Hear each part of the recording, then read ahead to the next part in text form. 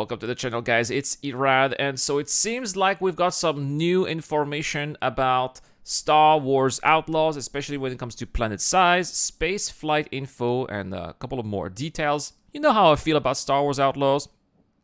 I am not convinced that it's going to be a great game, to say the least. I don't like third-person views. I think it looks cheap, but yeah, let's see what those details are. Just how big are the planets in Star Wars Outlaws, and is there free flight in the game? No and no. Well, all those questions and a few more have been answered in a brand new interview with Edge Magazine and creative director Julian Geraghty. We're going to go through all of that information then and offer up a few thoughts on what it contains. We'll start with planetary sizes. Now that's going to be very interesting here to see the comparison between, Starfield, even Star Citizen and this, right? No Man's Sky. Let's have a look. Now, many of the games out there currently in space do have rather large planets, often procedurally generated. Yeah, entire planets that you can land anywhere you want. Ubisoft have decided to go in a completely different direction, instead creating handcrafted regions. There you go. So they are maps. They are maps. You're going to land on maps. You cannot land anywhere. It's not even going to be like Starfield, right? Even Starfield is going to have maps too. You decide to land on the spot, and it's going to seed a map based on that spot where it is. That's not even going to be the case with Star Wars Outlaws. It's just going to be a map, and it's always going to be the same map where you land. It's exactly the same as Jedi Fallen Order and Jedi Survivor, right? You go to a planet, you land, it's that map. That's what it is. You're going to get Star Wars Survivor with pistols and no lightsaber. Now, these regions, all things considered, are pretty large for this type of game. They're said to be around the same size as 2 to 3 zones in Assassin's Creed Odyssey. But what... Now, that I don't know. I've never played Assassin's Creed Odyssey, so I have no idea how large it can be. But by the looks of it here, on this map, it definitely does look big indeed. Exactly does that mean? Well, the map in Odyssey was around about 230 square kilometers. We can see an interactive map on the screen right here. Wow, it's that big. Wow. Why put ground vehicles when you can run across in a minute or two? Well, if they are, look at how big those maps are, Deplorable Infidel. I had no idea Assassin's Creed had maps this big. If it's this big indeed, with cities like those, then yeah, you probably are going to need ground vehicles to go around. Yeah, and here is another image where some of those regions are labelled. So if you're looking for an experience similar to Elite Dangerous, Star Citizen or No Man's Sky, then this is going to be very different indeed. So is it going to be the same in space?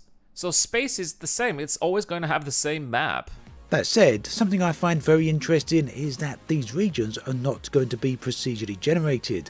Procedural generation of planets. So everything is handcrafted. We haven't procedurally generated an entire planet, he says. For all the space that Massive has to play with, they want us to know that what interests the studios are the details. So that's okay, a different approach here from Massive Entertainment. So they really want to give us, details and things to look at, points of interest, rather than vast empty spaces. Creating an entire planet appears to be something that Ubisoft really want to avoid. Instead, they've gone for all of the locations being entirely handcrafted.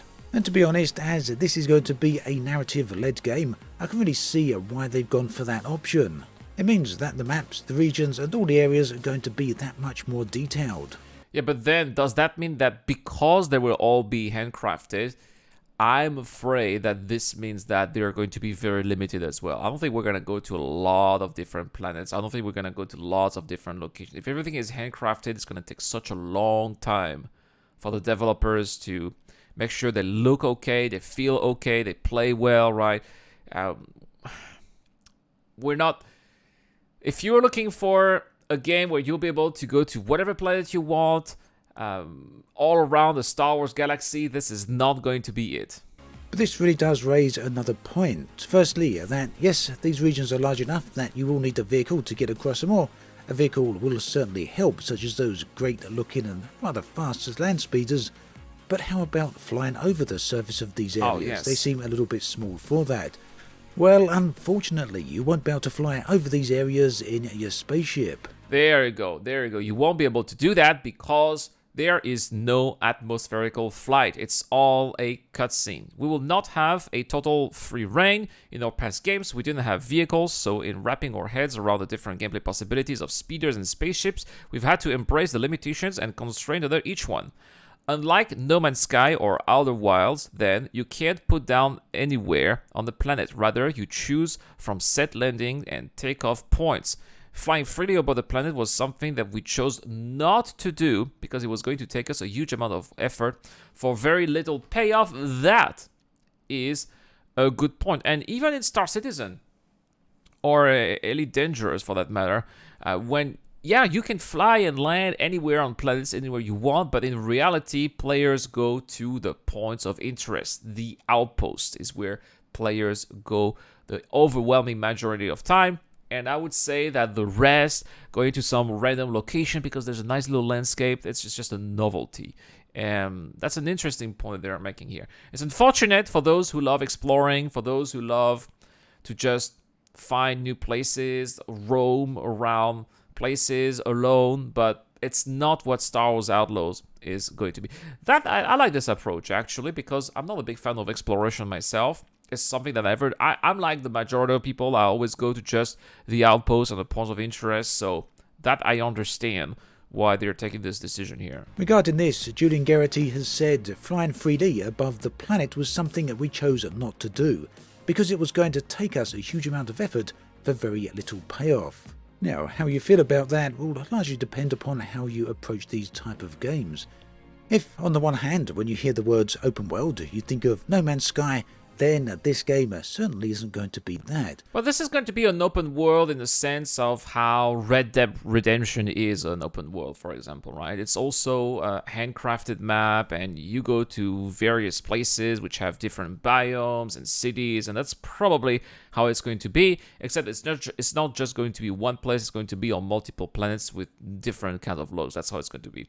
Deplorable Infidel in the chat says, nothing will match Star Citizen's seamless flight and immersion is what sold me.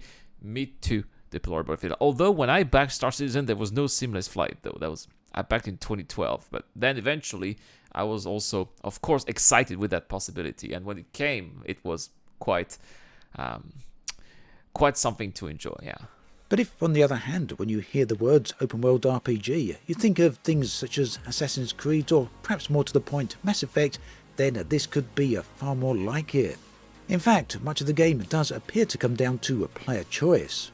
You may remember in the reveal gameplay demo that the character Vess had a rather poor interaction with the Empire where a deal went bad. Vess turned down an offer which resulted in the Empire chasing her across half the planet and then perhaps half the galaxy as well. But it turns out that things don't need to go that way.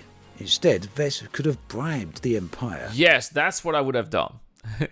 This is highlighted in a later scene when Vess encounters an Imperial officer slumming it down in the Outer Rim and is presented with the classic Mass Effect fashion with a decision whether or not to pay her off. In the version that they've shown, Vess chooses violence, leading to a demo-friendly chase sequence that ends up in an unexpected place. But what if things had gone the other way? If you choose to bribe, you wouldn't have gotten the 2,500 credits. You'd have a fraction of that. Oh, so the Imperial would have taken a lot of money, huh? But you wouldn't have been chased by the Empire, so you would have bought your safety in a way for a period of time. Yeah, right? And really can enjoy the game, go around, do your business, and be a law-abiding citizen according to the Imperial standards. If you choose to bribe, Julian says, you wouldn't have got the 2,500 credits, you'd have got a fraction of that. But you wouldn't have been chased by the Empire, so you've brought your safety in a way for a period of time. So that means there's at least two different options there, but if you do choose to run, well, you don't need to escape the planet to deal with that. Yeah, and you can do more missions and more jobs, perhaps, and make more money without having to bribe the Imperial again. Maybe it's an investment, right, that you would make here.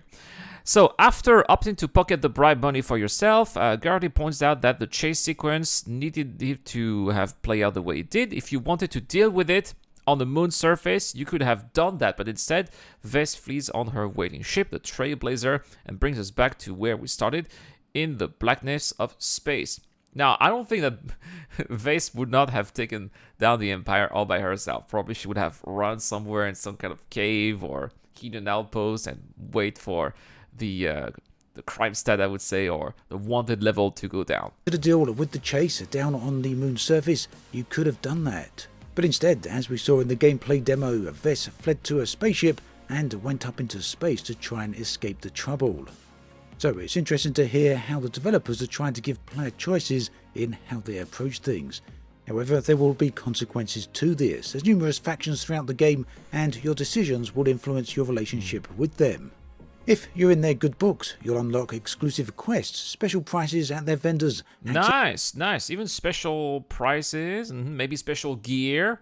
To locked off areas. Special guns. But if you're in their bad books, they're going to send people to chase you down, and there'll be consequences in terms of credits or some sort of monetary punishment. And in these kind of games, it's always happening, right? You can't please everyone in those games. There's always going to be a faction that you're going to upset, and they're going to send people after you. That's how it is, right? Unless you play a total pacifist, but that's usually not how these games are supposed to be played. Of course, all of this is far from unique. We've heard this in many open world games to this point, and quite often playing in a different way other than the way that the developers or the quest prefer you to can get quite difficult. And well, the monetary punishment and other issues do seem to suggest that could still be a thing in Star Wars Outlaws. So in some respects, it sounds rather than a player choice, it's rather gentle guidance towards a certain way of playing.